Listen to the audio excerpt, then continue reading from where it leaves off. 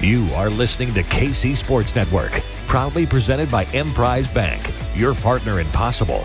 Another episode of the KCSN Draft Show. Thanks, everybody, for listening. I'm Ken Swanson. I'm here with Maddie Lane, and we are here again with the director of the East-West Shrine Bowl, Eric Galko. Starting with you always, bypassing Maddie, as it should be. Eric, what's good?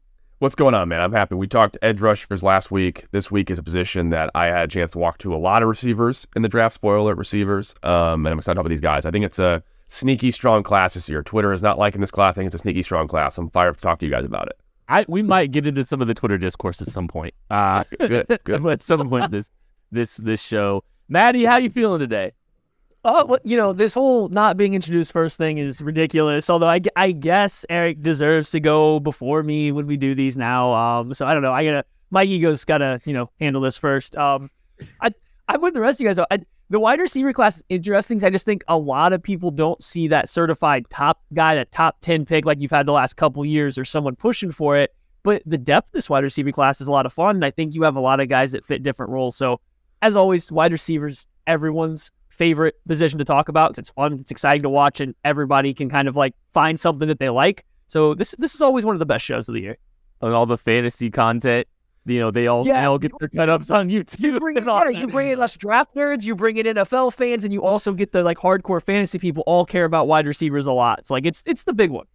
I'm glad that you kind of talked about the slam dunk top 10, no doubt, because it kind of feels like we were just on this trajectory where we thought that receiver was just going to be strong for the foreseeable future, forever, as far as like these behemoth, no doubter top 15 type guys. And I think there's some really high quality guys that should be in the first round, but maybe not necessarily like how it's been perceived in the last couple of drafts. And I want to talk about, there's four receivers that get a lot of hype and conversation when it comes to the round one kind of debate, right? You've got Zay Flowers out of Boston College. You've got Jalen Hyatt out of Tennessee. You've got Jordan Addison out of USC. You got Quentin Johnson out of TCU. So we hear so much conversation about those guys. You're looking at some of the bigger national mocks. You're looking at some of the conversation and discourse surrounding those four. Those are the ones that get mentioned a lot. Galko, I just want you to. I want to start with you. Let's just stack this four. Let's stack that four and just kind of see where you stand on this group. Yeah, I mean, I think 5, 6. I learned a lot. I joke all the time. Like, I had this big like awareness as a receiver evaluator. The Laquan Treadwell, Josh Doctson draft. That was like, oh shit, things have changed in the NFL. You can't just be 6'3" and be athletic and work anymore, right? Yeah. And I think Alshon Jeffrey kind of ruined that for a lot of people because he was so physical and so good, but couldn't really separate, but just had great ball skills. But in today's NFL, with more and more teams running 3 and 4 wide, and such a premium because there is so much speed in the NFL right now that you need to have more speed to do that, right? You need to have the only way you beat speed on other teams running down the field is to have more. You guys saw that in Kansas City with Tyreek Hill, and adjusting from that takes the best quarterback, one of the best quarterbacks of all time to do so, and he can do that, right? But not many teams can adjust without kind of top-end speed. So I think we've shifted away from guys being as valuable, maybe like Quentin Johnson, and more towards guys like Jalen Hyatt, Zay Flowers, who people can say, oh, they're just fast and they can do some stuff. What else can they do?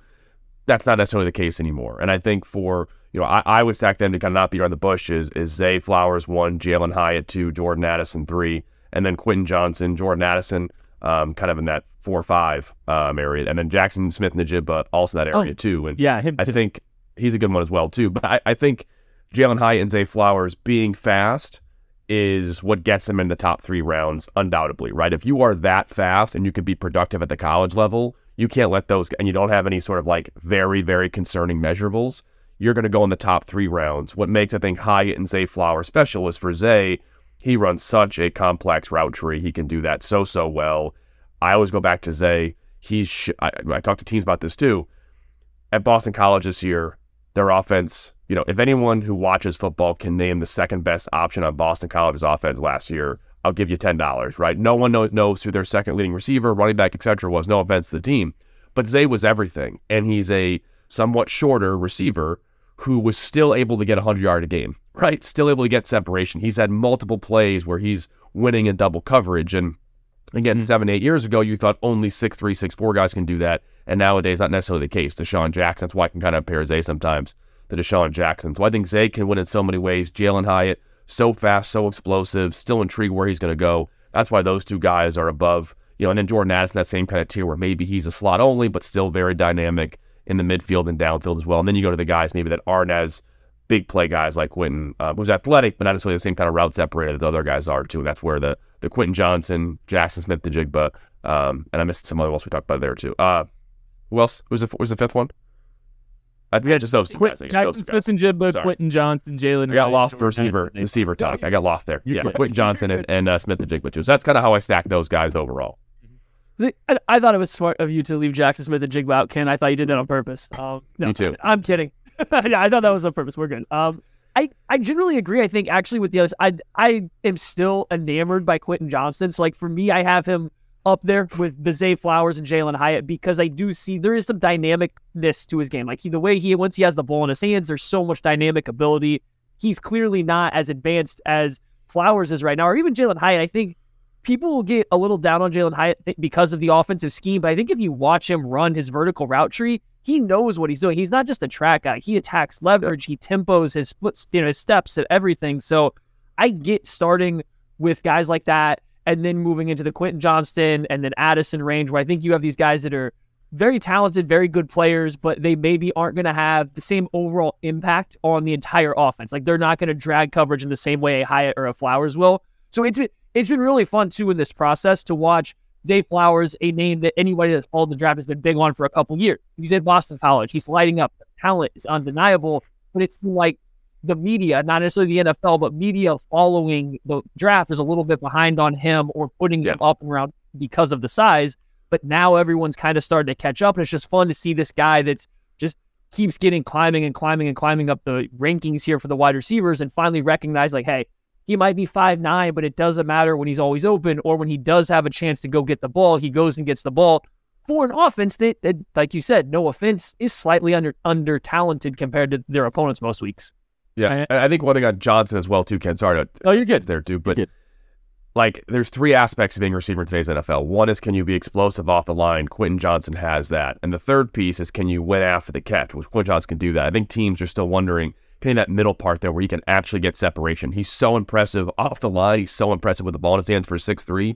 But I think guys like Zay, Addison, Jalen Hyatt have shown they can separate as route runners. And even today's NFL, we've got monsters like Tariq Woolen playing corner now, right? Like you can't just be, fast and that's going to work in the NFL as much as that's important too. So I think that's, one thing that I'm not saying Quentin Johnson can't do it. I think teams are very intrigued to see if he can make that jump. But I think for Quentin, I've gotten a lot of Kevin White comparisons from teams, which is a good thing. He did go top 10. Injuries kind of built him a little bit too, but also I saw your face there, Ken. I know people are listening, can't see your face, but I saw it. You're like, well, what should I be worried? I think that's where teams are kind of at right now. Is, hey, are we getting what Kevin White was supposed to be, or are we going to get a guy that maybe is not fitting today's NFL the way we thought he could as a top 15, top 20 pick?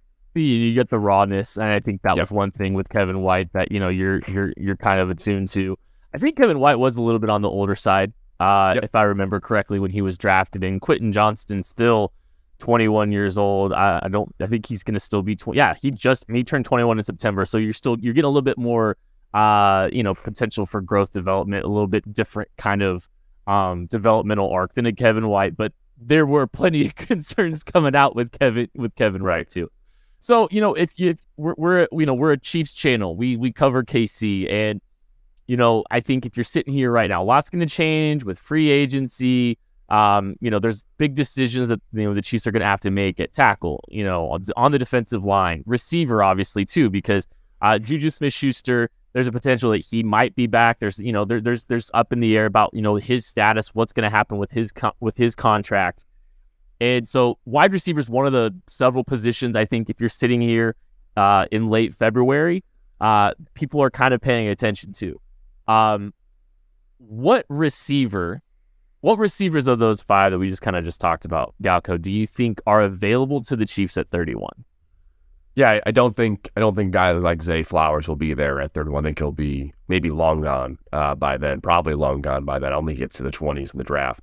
I think Jackson Smith-Njigba kind of jumps out as that Smith-Schuster replacement Yes, right? Kind of similar 100%. type guy. I think that's kind of where he kind of the easy plug and play. And again, I'm not sure if Smith-Schuster was one of the best available receivers that they could get in to kind of replace Tyreek Hill in the aggregate, or if they felt he was a great fit long term. I don't know the answer to that question. Obviously, MVS was more of the deep guy, but we'll see if Smith-Schuster is kind of that answer if they want to, go in the draft route to kind of find a guy like him as well too. But I'd be really curious on Jordan Addison. Maybe move a little bit for him. I think that's one kind of short area, but also downfield area separator, right? We see Pat so often be able to make downfield throws, no matter who the guy is downfield, but the one they lack, in my opinion at least, is guys who can create in the midfield besides Travis Kelce.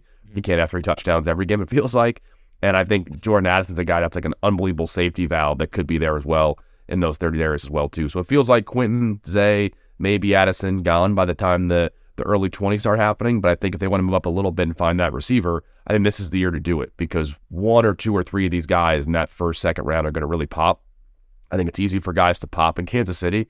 And I think that's where it's like, hey, you know what you want? You're not going to have a chance to get a guy maybe like Quentin Johnson or Jordan Addison for what would equate to a first and a third round pick again, right? You keep picking in the late 30s when guys like Chris Olave and even this year might happen as well. Last year, we didn't expect to have so many receivers go in the top 18 picks, and they all did because there was scarcity. So who knows what happened this year too? So I think if a guy like Smith-Njigba or Addison starts falling a little bit to that 20s area, I think the Chiefs would be wise to consider moving up in the draft, because those guys could be, feature receivers in an offense that's still lacking one.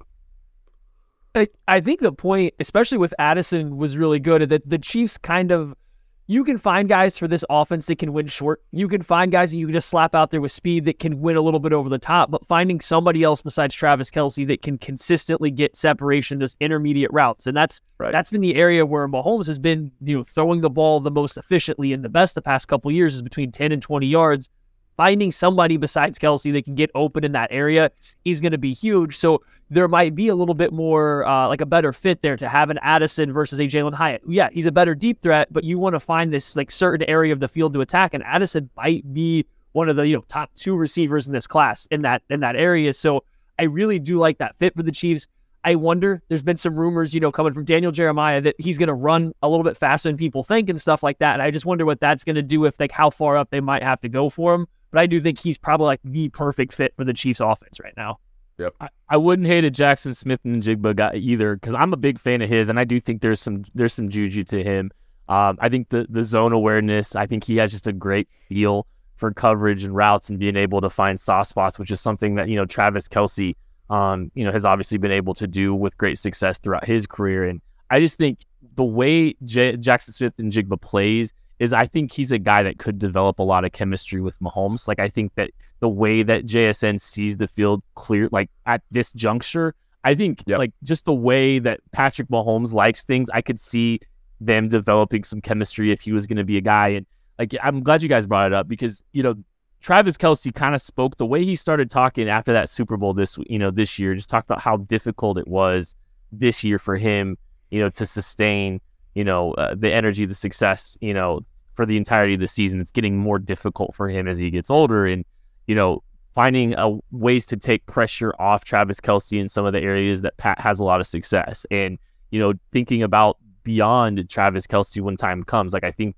looking at some guys that kind of can win in those areas to help support that entire group, I think, and we're in that area of the field, I think is really big, moving forward. That's something I'm kind of paying attention to. How do you take a little pressure off Travis Kelce, and how do you find success in the areas that Travis Kelce wins for the entirety of a game?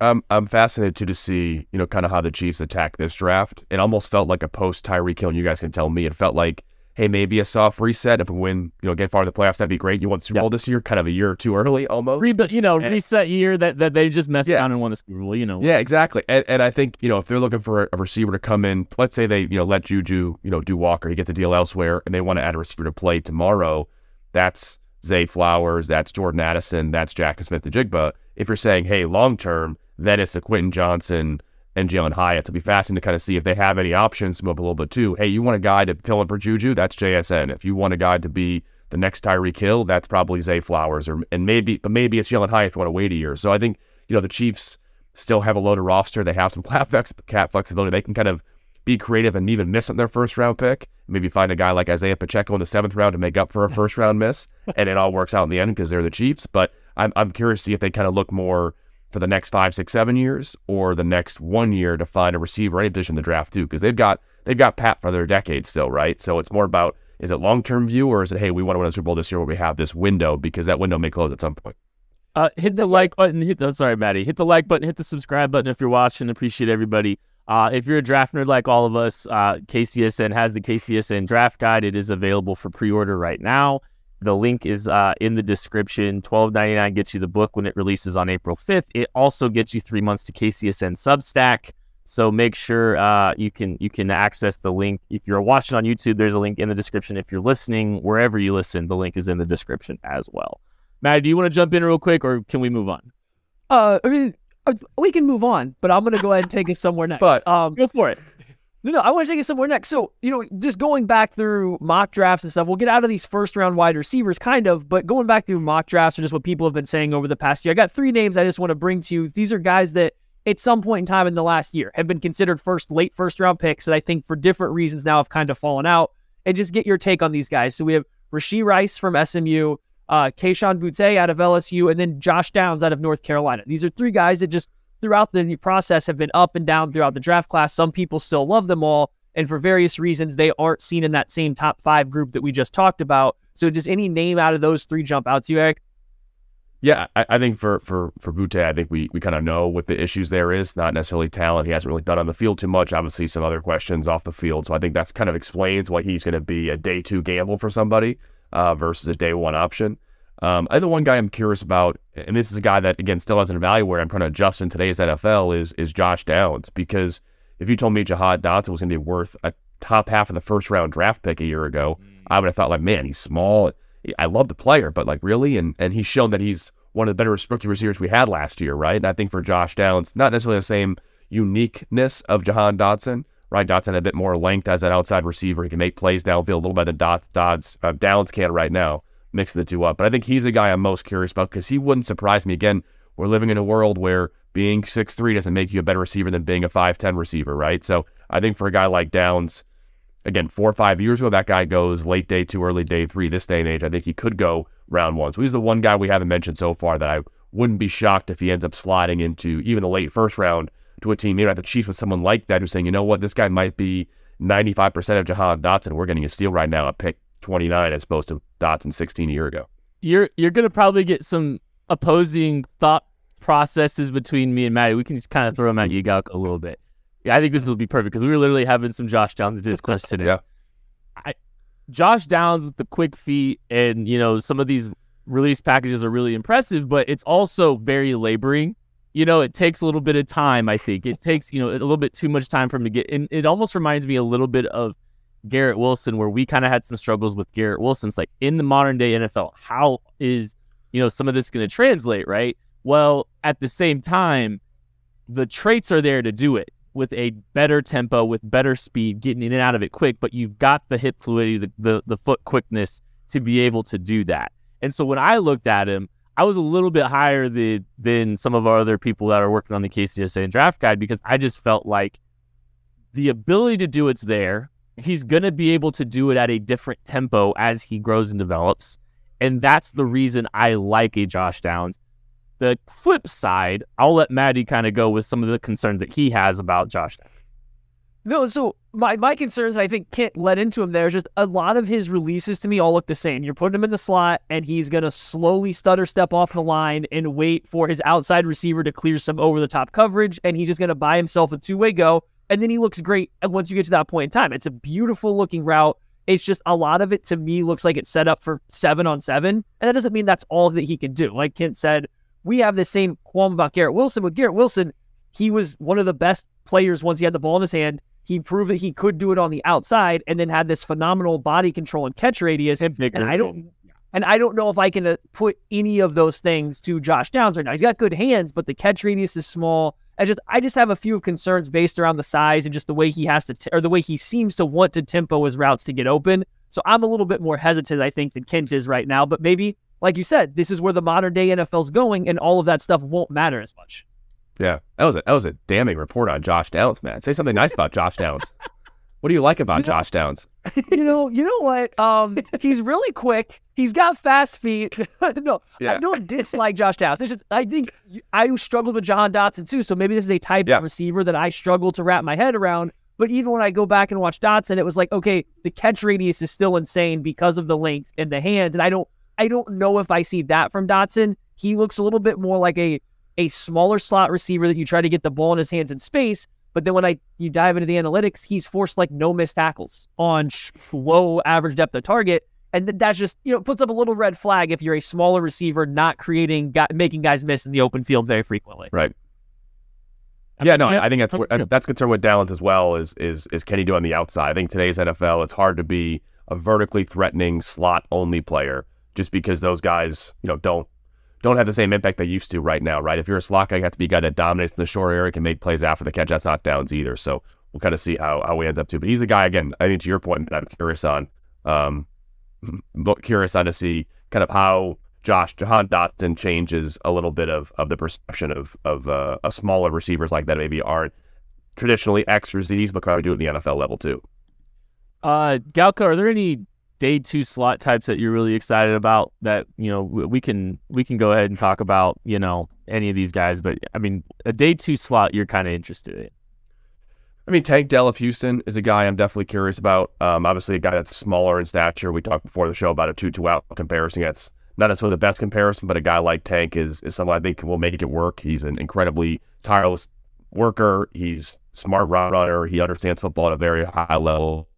He's a guy I think as a day 2 slot receiver I'm certainly curious about. I think Demario Douglas from Liberty is a guy that declared early. People don't know about him as much in season, but incredibly twitchy. Had a great Shrine Bowl, not to plug Shrine Bowl, but had a great Shrine Bowl. We think he did run well at the NFL Combine too. And I think he's a guy that teams kind of thought more as this, like, where exactly is he? Is he going to be a special teams wide receiver 4 and figure it out later? And I think he's become clear, like, hey, this guy can play slot in the NFL tomorrow. So I think those are the 2 guys I'm most curious about to see kind of how teams react. And I think they're both similar size. Obviously, Pop has like maybe 10 pounds on Tank, but similar type of players. So I think both those guys are speed guys who can win as route runners and win as separators, but also need to add some other value besides just being slot only guys. This is another guy I just want to maybe lob into the same little discussion too. You'd mentioned him a little bit pre-show, and maybe you think that he's a little bit more outside versatility. What about Jaden Reed out of Michigan State? I thought he played a lot out of the slot for Michigan State, and he's definitely thicker than these guys. He's a little bit thicker than these guys, but his speed showed up a little bit more, especially down in Mobile when he was down there. He looked a little faster than I thought he did on tape, and then you still see on the tape where, anywhere he's playing, good hands, good contested catch ability. He's kind of hard to tackle. So if we're talking just kind of slot guys, he's a guy that I really have my eyes on here because I think he's going under the radar a little bit since Michigan State took this step back this final year than they were 2 years ago, where I think he would have had a lot more kind of hype coming out of the season. No doubt. I think he kind of moves and is built like a in-space running back, right? That's that returnability he shows, right? He can return a lot as well, too. So I think he's a guy that I think can play in the outside, can play in the slot. I'm not sure if he's ever going to be a feature part of your offense, but I think he's a perfect like ancillary number 2, number 3 piece that you can win off. He's in one-on-one coverage after 4 or 5 weeks in the NFL. He knows how to kind of generally get to a spot in the field and make plays, and he, as you mentioned, graph for the catch as well too with that return ability. But another similar to Tank Dell, tireless worker, super smart kid, played a lot of football. And that return ability is always something interesting in today's NFL because you kind of have that like open field space instincts that I think non-returners don't really have as much and adapt in the NFL as quickly. And I've seen, at least the last couple of years, that guys with even just return experience, not necessarily great at it because Jaden could be a pretty good returner as well, but guys that have return ability just seem to feel better in after-catch situations. I think Jaden does that especially well. So I think he's probably underrated based off of my limited catching up on how people outside the NFL think of Jaden, because I think he's one of the safer receivers. I mentioned guys like Zay Flowers and Jordan Addison being plug-and-play guys that can help you week 1. I think Jaden Reed's a guy that can help you week 1, and by week 8, he's going to be a key part of your offense. So another good one I think is a slot. I think he can also play outside receiver as well. Same name, different spelling. I want to ask you about Jaden Hazelwood, another Shrine Bowler, and I enjoy watching him play football. He's just like the freakish athletic ability, the physicality that he plays with. Found ways to get him involved, at Arkansas a little bit, but man, some of the acrobatic catches he even made, even at the East-West Shrine Bowl. There's just so much fun tape out there at Hazelwood. What was the feedback that you got and that you kind of heard from NFL teams when it came to him?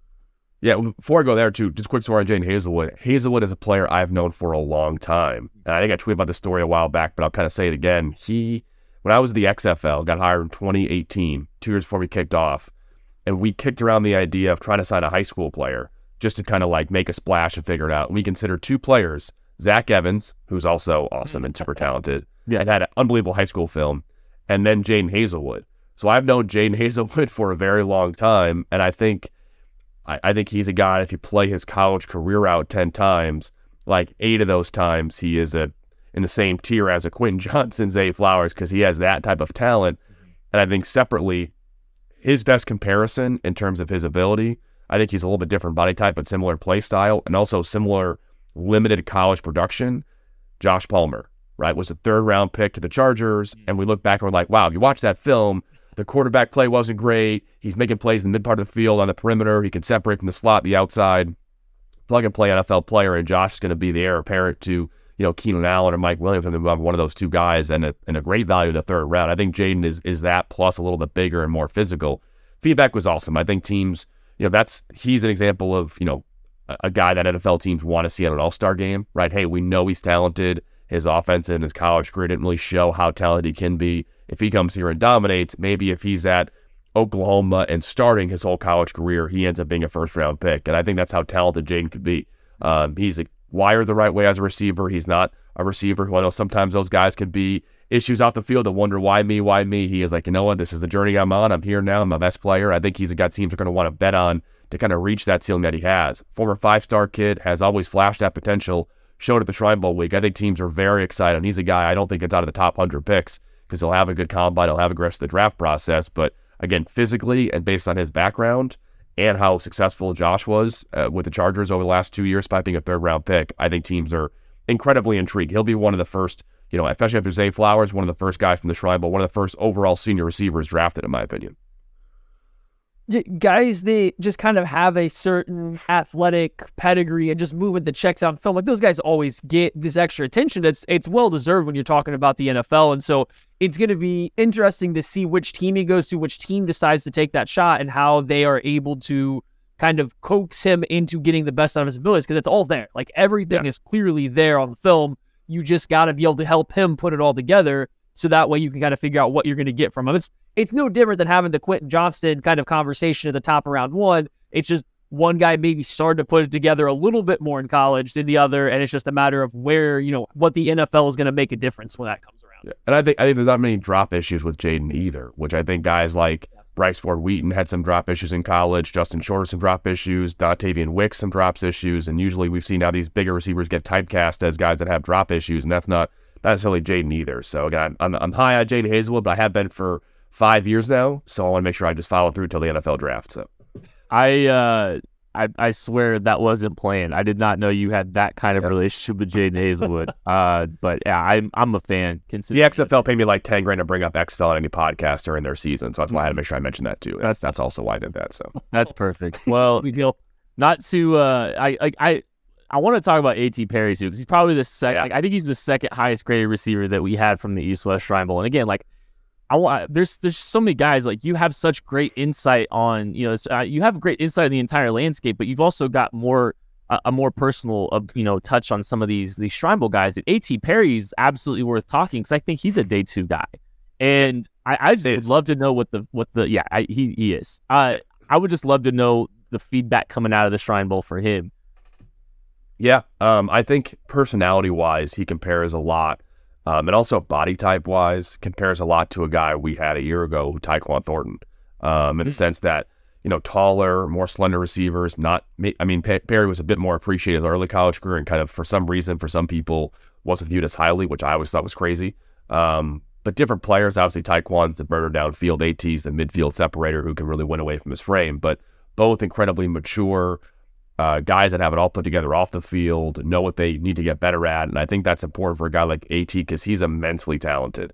He can be a starting receiver in the NFL. He is, in my opinion, that next group of guys. I think AT would probably be okay with me saying that the Quentin Johnson, Jordan Addison, Zay Flowers tier, he's not in that tier, but I think he's comfortably in that next tier of a guy who's like, hey, maybe he can't be a feature part of your offense yet, but he has the tools to get there. And if not, he's going to be a part of your 3 wide set all the time too. And just the mindset that he has, the maturity that he has off the field, like, he's going to walk in tomorrow and be a pro. He works with, and is good family friends with A.B. Elam, who played in the NFL for a long time. I think he has that kind of, like, maturity of an NFL player already. And again, I go back to all the time now. It's so rare. Even Garrett Wilson didn't have that early on in his NFL career to be a plug-and-play guy. It took him, 6-7 weeks to kind of get there. And there's very few receivers who can adapt to the NFL super quickly. And usually it's guys like Zay or Jordan Addison who have kind of a lot of experience and multiple years of success. And that's what A.T. Perry has as well, too. So I think he's that kind of mindset that he's going to play as a rookie right away. Depending on how much he plays will be on what team drafts him, but he'll be able to contribute to the NFL right away. And then you guys know the talent. I mean, this guy could be a starting feature receiver in NFL offense in due time.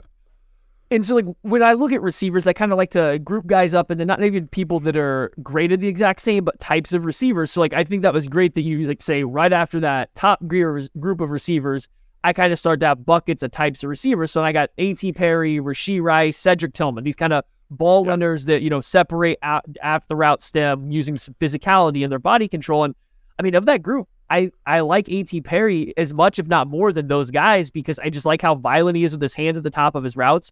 And I think for him, it's a little tricky when you go watch. Because coming from the offense there, Wake Forest, with the slow mesh, it's a little weird how they release every single route. It's kind of the slow release process. And then once he gets into the route, it all looks so good. So, like, that's my only question is, what does it look like when corners are having to play an actual route the whole time? But man, once we get past 5 yards, I love his game compared to other guys of the same type of receiver, the body control, the ability to make catches. So I would be surprised if he doesn't find a role in the NFL in some level. And I just see guys like Rice and Tillman getting a little bit more, I think, national love than Perry. And I just go back and watch, like, I don't know, he does all the same stuff these guys do just as well, if not better. Like, it's one of those things that when you go through the draft and look at this wide draft, player X and, the top 50, if I can wait the next round and have somebody that I think is just as good sometimes. And so I'm excited that we got to talk about A.T. Perry a little bit, because I think people are sleeping on him.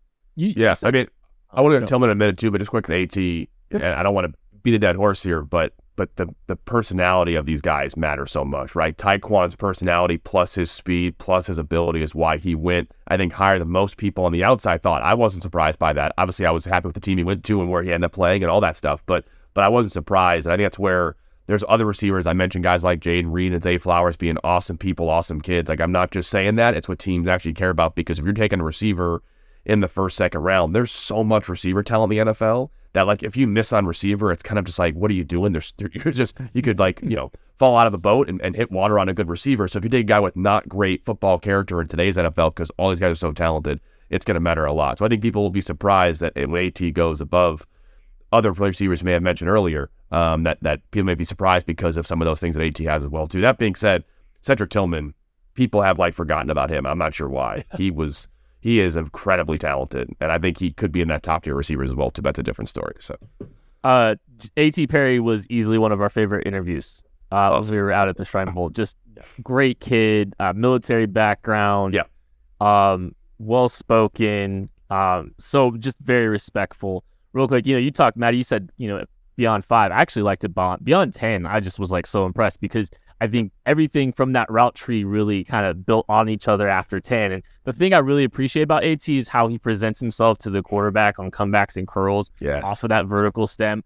He's those are things that are it's a take well to coaching kind of indicator to me too, is if you're so intentional about working back to the quarterback and really doing a good job presenting, those are indicators that you've been taking well to coaching. I think, from an outside looking in perspective, kind of making that assumption a little bit there. But that was one thing I really, really appreciate. All the East quarterbacks in the Shrine Bowl all mentioned what you just said, Kent, too. And they didn't want to pick favorites, but they mentioned, I developed the quickest with a guy like AT because of that. So, no, dead on. And that's an important thing. That's an important thing that NFL scouts asked Aiden O'Connell and the East quarterbacks, just like you're thinking about right now, Kent. So it matters a lot. Yeah. One thing about A.T. Perry, I got to share one of my favorite plays. It was a goal line play against Army, and he came off the line, and he was supposed to be blocking safety, and he missed the block, and he got pissed at himself. He was clapping his hands. He stomped his feet like he was mad that he missed the block, and I don't think I saw him miss one for the rest of the game after that. So it's just little things like that stick out to me when you see him, especially out of the receiver position, a position that's pretty easy, especially in an offense like that, to not care about blocking, to see someone get upset by it. I thought that was just really neat, and it goes to show different levels of playing wide receiver and how you're going to go about grading these guys for the NFL. Watching receiver blocking, I love it, Maddie. I love it. Oh, that's going deep. Always. I mean, it matters. Buy the draft guide. Let's plug it in there. There we go. Let's go. One guy that we're a lot higher on in our current rankings than I think consensus is Trey Palmer out of Nebraska. Yeah.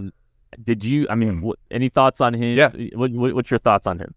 Yeah, he is fast and big and athletic, and I think it was very fun to watch him. I think early in games, he always, this whole season, he caught defenses off guard. Like, one of the first play calls for Nebraska every game this year was like Trey Palmer deep post or Trey Palmer go route, because I think teams see this bigger guy like, all right, the scouting report says he's fast, but he's an example of like, there's 4.4 fast and there's 4.2 fast, right? And I think that's what Trey really is. So I think for a lot of teams, a pretty safe lottery ticket, if that makes sense, in the sense like, hey, no matter what, he's going to be a 6'2 receiver who can just get down the field and just he's going to be probably MVS worst case in the next 2-3 years, right? And that's what he is. That's what MVS is. He's a deep player who can, run down the field. I think he struggles himself underneath, but like that's who he is. And that's really Trey Palmer's floor as a player. And I think the question for NFL teams is, hey, can he be a separator beyond just those kind of routes, right? Beyond the deep goes, the hitches, and those things got to get separation as well, too. Can he win on those quick slants against a longer corner on the outside, right? Can he finish against linebackers on those quick slants? Can he separate at an NFL level, NFL depth at the dig routes, which are really important in today's NFL now for a second-tier receiver as well, too. So I think Palmer is, again, like a really safe lottery ticket in terms of like, hey, this guy might be one of the best shooters in the draft in 3 years. But I think worst-case scenario, being MVS and being a wide receiver, too, on a Super Bowl winning team is not a bad destiny for Trey Palmer either. All right, I've got 3 more things before we get out of here. And wait, yeah. Maddie, do you want to talk about Trey Palmer? You look like I'm sorry for cutting you off. No, I just wanted, I mostly was reiterating the point. Like, I think the floor is there, right? Trey Palmer's floor is going to be a big, deep threat wide receiver, whether you want to slap him in the slot or play him on the outside. Like, this is a guy that can run. He can make catches over his shoulder. He tracks the ball well, and he has good size. Like, there's a safe floor there. And I think the reason I'm higher on him than than what it seems like a lot of people are is, without being part of the NFL team, you almost just have to have a little bit of faith that whatever team gets him can coach him up. They can teach him to do the other stuff that we're talking about. You can teach him to separate, can teach him how to run, a more complete route tree on the short and intermediate sections of the field.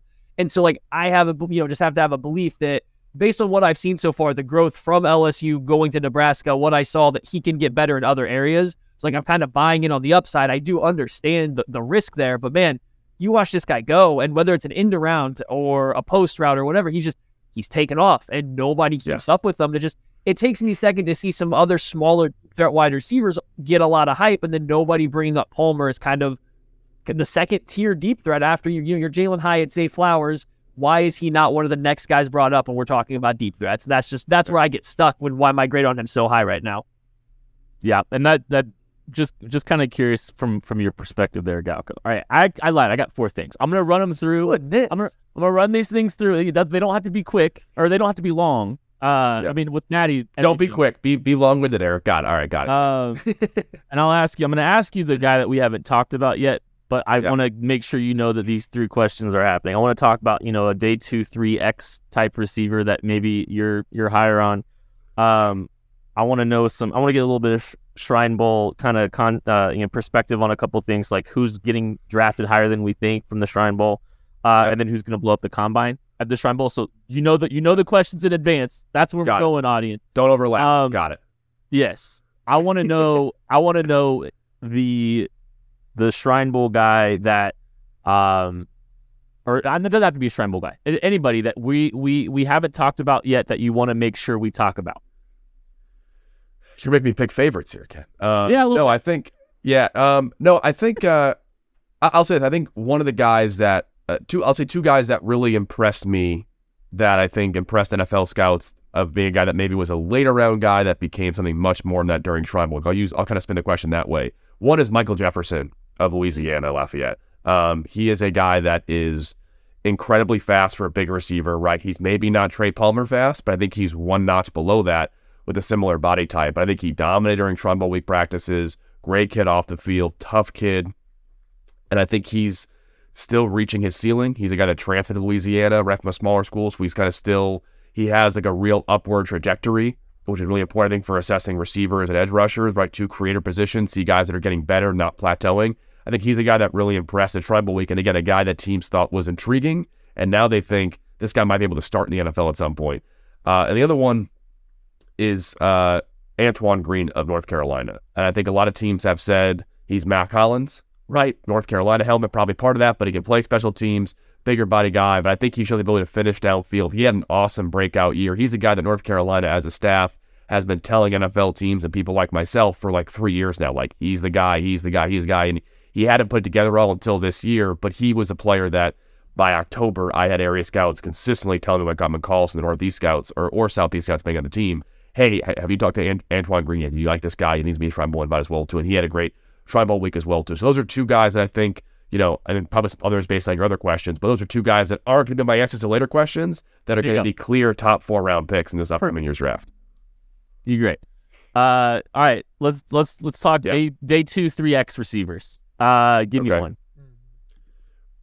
Day 2, day 3X receivers. Bryce Ford Wheaton, West Virginia, who was walking off the bus and just seeing him move a little bit. You're just like, that guy is, DK Metcalf. I'll say him and Justin Shorter, just because I've been joking with teams. There's like an 80% chance one of those two guys is like DK Metcalf. Like just the way they're built, the way they move, how athletic they are. Yeah. It's just like, don't be late on DK Metcalf. And I think Justin Shorter, people, scouts have told me, what's his lateral quickness? I'm like, DK Metcalf, you just made the same mistake like 7 years ago, guys. So like, that's what I keep showing those two. So those two are two X's that I think, depending on how they test at an elite level at the combine, and overall how teams want to view those guys could be day 2 picks or early day 3 picks. They can both play X in the NFL tomorrow.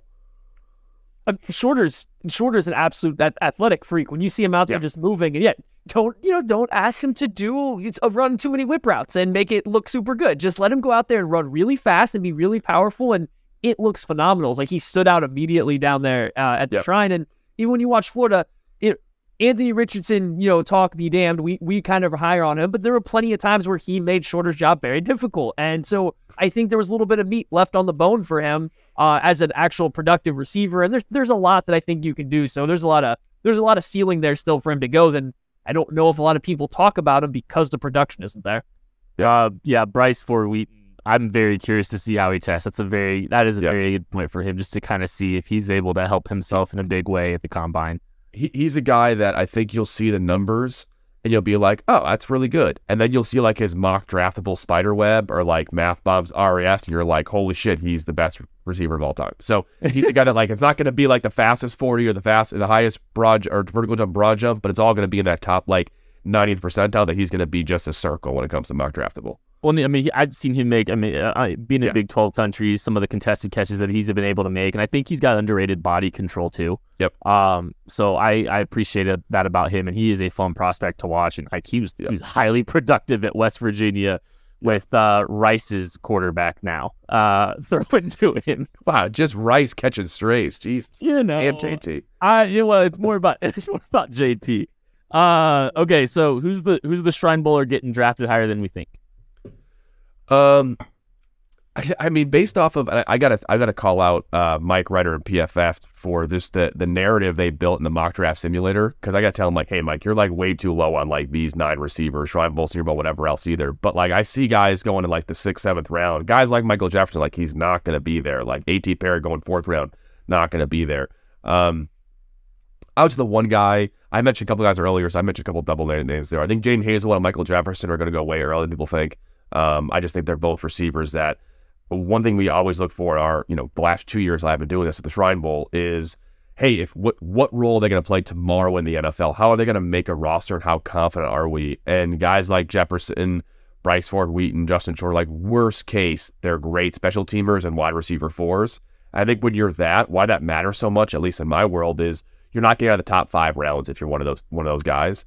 And then that's your floor. So what's your ceiling? I think for Jefferson, that's their floor. So I think guys like Jefferson and Jaden Hazelwood, who I don't see very often at all in terms of mock drafts on PFF simulator, Mike Renner, but like they're going to be going to the top 4 rounds and probably the top 3 rounds as well. All right, one more before we get out of here. Who's blowing up the combine? Yeah, I think last year we had like the fastest player at like 7 positions from the Shrine Bowl a year ago of all seniors. I don't know if we'll have that this year as much. We had a lot of that. I mean, Pacheco was a freak and honestly unexpected how fast he was, and a couple of those guys were expected. I was not surprised by Tyquan Thornton, and I will not be surprised by Jacob Copeland this year of Maryland.